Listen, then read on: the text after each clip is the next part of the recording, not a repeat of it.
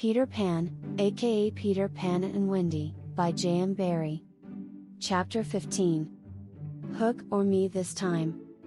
Odd things happen to all of us on our way through life without our noticing for a time that they have happened. Thus, to take an instance, we suddenly discover that we have been deaf in one ear for we don't know how long, but, say, half an hour. Now such an experience had come that night to Peter. When last we saw him he was stealing across the island with one finger to his lips and his dagger at the ready. He had seen the crocodile pass by without noticing anything peculiar about it, but by and by he remembered that it had not been ticking. At first he thought this eerie, but soon concluded rightly that the clock had run down. Without giving a thought to what might be the feelings of a fellow creature thus abruptly deprived of its closest companion, Peter began to consider how he could turn the catastrophe to his own use, and he decided to tick, so that wild beast should believe he was the crocodile and let him pass unmolested. He ticked superbly, but with one unforeseen result. The crocodile was among those who heard the sound, and it followed him, though whether with the purpose of regaining what it had lost, or merely as a friend under the belief that it was again ticking itself, will never be certainly known, for, like slaves to a fixed idea, it was a stupid beast. Peter reached the shore without mishap, and went straight on, his legs encountering the water as if quite unaware that they had entered a new element. Thus many animals pass from land to water, but no other human of whom I know. As he swam he had but one thought: hook or me this time. He had ticked so long that he now went on ticking without knowing that he was doing it. Had he known he would have stopped, for to board the brig by help of the tick, though an ingenious idea, had not occurred to him. On the contrary, he thought he had scaled her side as noiseless as a mouse, and he was amazed to see the pirates cowering from him, with Hook in their midst as abject as if he had heard the crocodile. The crocodile. No sooner did Peter remember it than he heard the ticking. At first he thought the sound did come from the crocodile, and he looked behind him swiftly. Then he realized that he was doing it himself, and in a flash he understood the situation. How clever of me! He thought at once, and signed to the boys not to burst into applause. It was at this moment that the quartermaster emerged from the forecastle and came along the deck. Now, reader, time what happened by your watch. Peter struck true and deep. John clapped his hands on the ill-fated pirate's mouth to stifle the dying groan. He fell forward. 4 boys caught him to prevent the thud. Peter gave the signal, and the carrion was cast overboard. There was a splash, and then silence. How long has it taken? 1. Slightly had begun to count. None too soon, Peter, every inch of him on tiptoe, vanished into the cabin, for more than one pirate was screwing up his courage to look round. They could hear each other's distressed breathing now, which showed them that the more terrible sound had passed. It's gone, Captain, Smee said, wiping off his spectacles. All still again. Slowly Hook let his head emerge from his ruff, and listened so intently that he could have caught the echo of the tick. There was not a sound, and he drew himself up firmly to his full height. Then here's to Johnny Plank! He cried brazenly, hating the boys more than ever because they had seen him unbend. He broke into the villainous ditty. Yo-ho, the frisky Plank. You walks along it so, till it goes down and you goes down. To Davy Jones below. To terrorize the prisoners the more, though with a certain loss of dignity, he danced along an imaginary plank, grimacing at them as he sang, and when he finished he cried, "Do you want a touch of the cat, a 9 tails, before you walk the plank?" At that they fell on their knees. No, no! They cried so piteously that every pirate smiled. "Fetch the cat, Jukes," said Hook, "it's in the cabin." The cabin. Peter was in the cabin. The children gazed at each other. "Eh, said Jukes blithely, and he strode into the cabin. They followed him with their eyes, they scarce knew that Hook had resumed his song, his dogs joining in with him. Yo-ho, the scratching cat, its tails are 9, you know, and when they're red upon your back. What was the last line will never be known, for of a sudden the song was stayed by a dreadful screech from the cabin. It wailed through the ship, and died away. Then was heard a crowing sound which was well understood by the boys, but to the pirates was almost more eerie than the screech. "What was that?" cried Hook. "Two," said slightly solemnly. The Italian Cecco hesitated for a moment and then swung into the cabin. He tottered out, haggard. "What's the matter with Bill Jukes, you dog?" hissed Hook, towering over him. "The matter why him is he's dead, stabbed," replied Cecco in a hollow voice. "Bill Jukes dead!" cried the startled pirates. "The cabin's as black as a pit," Cecco said, almost gibbering, "but there is something terrible in there, the thing you heard crowing." The exultation of the boys, the lowering looks of the pirates, both were seen by Hook. "Cecco," he said in his most steely voice, "go back and fetch me out that doodle-doo." Cecco, bravest of the brave, cowered before his captain, crying no, no, but Hook was purring to his claw. "Did you say you would go, Cecco?" he said musingly. Cecco went, first flinging his arms despairingly. There was no more singing, all listened now, and again came a death screech and again a crow. No one spoke except slightly. "Three," he said. Hook rallied his dogs with a gesture. "Steeth and odds fish," he thundered, "who is to bring me that doodle-doo?" "Wait till Cecco comes out," growled Starkey, and the others took up the cry. "I think I heard you volunteer, Starkey," said Hook, purring again. "No, by thunder!" Starkey cried. "My Hook thinks you did," said Hook, crossing to him. "I wonder if it would not be advisable, Starkey, to humor the Hook?" "I'll swing before I go in there," replied Starkey doggedly, and again he had the support of the crew. "Is this mutiny?" asked Hook more pleasantly than ever. Starkey's ringleader. "Captain, mercy!" Starkey whimpered, all of a tremble now. "Shake hands, Starkey," said Hook, proffering his claw. Starkey looked round for help, but all deserted him. As he backed up, Hook advanced, and now the red spark was in his eye. With a despairing scream the pirate leapt upon Long Tom and precipitated himself into the sea. "4," said slightly. "And now," Hook said courteously, "did any other gentleman say mutiny?" Seizing a lantern and raising his claw with a menacing gesture, "I'll bring out that doodle-doo myself," he said, and sped into the cabin. 5. How slightly longed to say it. He wetted his lips to be ready, but Hook came staggering out, without his lantern. "Something blew up the light," he said a little unsteadily. "Something?" echoed Mullins. "What of Cecco?" demanded Noodler. "He's as dead as Jukes," said Hook shortly. His reluctance to return to the cabin impressed them all unfavorably, and the mutinous sounds again broke forth.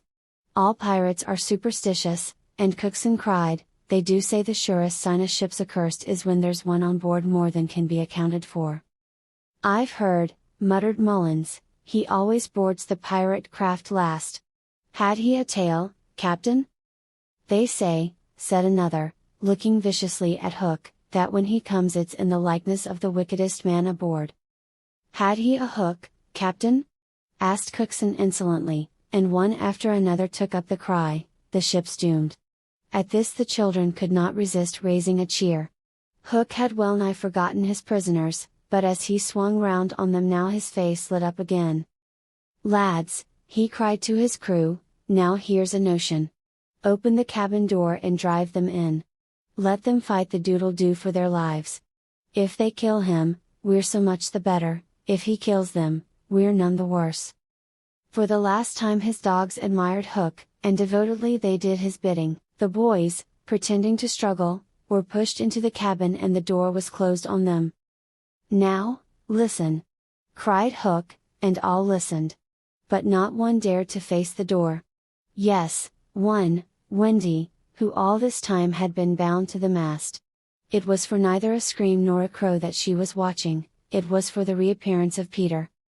She had not long to wait.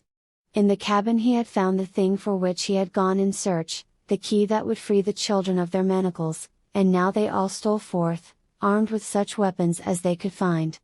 First signing them to hide, Peter cut Wendy's bonds, and then nothing could have been easier than for them all to fly off together, but one thing barred the way, an oath: Hook or me this time. So when he had freed Wendy, he whispered for her to conceal herself with the others, and himself took her place by the mast, her cloak around him so that he should pass for her. Then he took a great breath and crowed. To the pirates it was a voice crying that all the boys lay slain in the cabin, and they were panic-stricken. Hook tried to hearten them, but like the dogs he had made them, they showed him their fangs, and he knew that if he took his eyes off them now they would leap at him. "Lads," he said, ready to cajole or strike as need be, but never quailing for an instant, "I've thought it out. There's a Jonah aboard." They snarled, "a man why a Hook?" "No, lads, no, it's the girl. Never was luck on a pirate ship why a woman on board. We'll right the ship when she's gone." Some of them remembered that this had been a saying of Flint's. "It's worth trying," they said doubtfully. "Fling the girl overboard," cried Hook, and they made a rush at the figure in the cloak. "There's none can save you now, missy," Mullins hissed jeeringly. "There's one," replied the figure. "Who's that?" "Peter Pan the Avenger," came the terrible answer, and as he spoke Peter flung off his cloak. Then they all knew who 'twas that had been undoing them in the cabin, and twice Hook essayed to speak and twice he failed. In that frightful moment I think his fierce heart broke. At last he cried, "Cleave him to the brisket!" but without conviction. "Down, boys, and at them!" Peter's voice rang out, and in another moment the clash of arms was resounding through the ship. Had the pirates kept together it is certain that they would have won, but the onset came when they were still unstrung, and they ran hither and thither, striking wildly, each thinking himself the last survivor of the crew. Man to man they were the stronger, but they fought on the defensive only, which enabled the boys to hunt in pairs and choose their quarry. Some of the miscreants leapt into the sea, others hid in dark recesses, where they were found by Slightly, who did not fight, but ran about with a lantern which he flashed in their faces, so that they were half blinded and fell as an easy prey to the reeking swords of the other boys. There was little sound to be heard but the clang of weapons, an occasional screech or splash, and Slightly monotonously counting, 5, 6, 7, 8, 9, 10, 11. I think all were gone when a group of savage boys surrounded Hook, who seemed to have a charmed life, as he kept them at bay in that circle of fire. They had done for his dogs, but this man alone seemed to be a match for them all. Again and again they closed upon him, and again he hewed a clear space. He had lifted up one boy with his hook, and was using him as a buckler, shield, when another, who had just passed his sword through Mullins, sprang into the fray. "Put up your swords, boys," cried the newcomer, "this man is mine." Thus suddenly Hook found himself face to face with Peter. The others drew back and formed a ring around them. For long the two enemies looked at one another, Hook shuddering slightly, and Peter with a strange smile upon his face. "So, Pan," said Hook at last, "this is all you're doing?" James Hook," came the stern answer, "it is all my doing." "Proud and insolent youth," said Hook, "prepare to meet thy doom." "Dark and sinister man," Peter answered, "have at thee." Without more words they fell to, and for a space there was no advantage to either blade. Peter was a superb swordsman, and parried with dazzling rapidity, ever and anon he followed up a feint with a lunge that got past his foe's defense, but his shorter reach stood him in ill stead, and he could not drive the steel home. Hook, scarcely his inferior in brilliancy, but not quite so nimble in wrist play, forced him back by the weight of his onset, hoping suddenly to end all with a favorite thrust, taught him long ago by barbecue at Rio, but to his astonishment he found this thrust turned aside again and again. Then he sought to close and give the quietus with his iron hook, which all this time had been pawing the air, but Peter doubled under it and, lunging fiercely, pierced him in the ribs.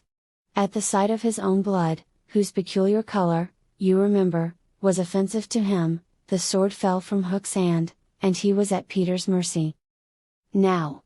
cried all the boys, but with a magnificent gesture Peter invited his opponent to pick up his sword. Hook did so instantly, but with a tragic feeling that Peter was showing good form. Hitherto he had thought it was some fiend fighting him, but darker suspicions assailed him now. "Pan, who and what art thou?" he cried huskily. "I'm youth, I'm joy," Peter answered at a venture, "I'm a little bird that has broken out of the egg." This, of course, was nonsense, but it was proof to the unhappy Hook that Peter did not know in the least who or what he was, which is the very pinnacle of good form. "Taught again," he cried despairingly. He fought now like a human flail, and every sweep of that terrible sword would have severed in twain any man or boy who obstructed it, but Peter fluttered round him as if the very wind it made blew him out of the danger zone. And again he darted in and pricked. Hook was fighting now without hope. That passionate breast no longer asked for life, but for one boon it craved, to see Peter show bad form before it was cold forever. Abandoning the fight, he rushed into the powder magazine and fired it. "In 2 minutes," he cried, "the ship will be blown to pieces. Now, he thought, true form will show." But Peter issued from the powder magazine with the shell in his hands, and calmly flung it overboard. What sort of form was Hook himself showing? Misguided man though he was, we may be glad, without sympathizing with him, that in the end he was true to the traditions of his race. The other boys were flying around him now, flouting, scornful, and he staggered about the deck striking up at them impotently. His mind was no longer with them, it was slouching in the playing fields of long ago, or being sent up, to the headmaster, for good, or watching the wall game from a famous wall. And his shoes were right, and his waistcoat was right, and his tie was right, and his socks were right. James Hook, thou not wholly unheroic figure, farewell. For we have come to his last moment. Seeing Peter slowly advancing upon him through the air with dagger poised, he sprang upon the bulwarks to cast himself into the sea. He did not know that the crocodile was waiting for him, for we purposely stopped the clock that this knowledge might be spared him, a little mark of respect from us at the end. He had one last triumph, which I think we need not grudge him. As he stood on the bulwark looking over his shoulder at Peter gliding through the air, he invited him with a gesture to use his foot. It made Peter kick instead of stab. At last Hook had got the boon for which he craved. "Bad form," he cried jeeringly, and went content to the crocodile. Thus perished James Hook. 17, slightly sang out, but he was not quite correct in his figures. 15 paid the penalty for their crimes that night, but 2 reached the shore, Starkey to be captured by the Redskins, who made him nurse for all their papooses, a melancholy come down for a pirate, and Smee, who henceforth wandered about the world in his spectacles, making a precarious living by saying he was the only man that Jas. Hook had feared.